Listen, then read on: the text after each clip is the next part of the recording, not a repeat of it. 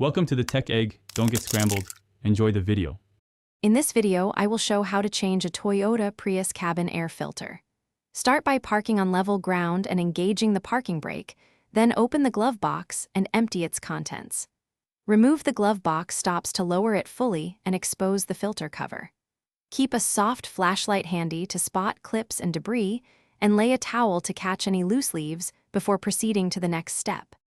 With the glove box lowered, unclip the filter cover gently and set aside any fasteners. Grip the old filter and pull it straight out to avoid scattering trapped debris into the ducts. Take a moment to inspect the housing for leaves, dust, or small rodents and vacuum the area carefully. If you see mold or heavy buildup, wipe surfaces with a damp cloth and allow them to dry before fitting the replacement filter. Verify the airflow arrow on the replacement filter and insert it in the correct direction so the system works efficiently.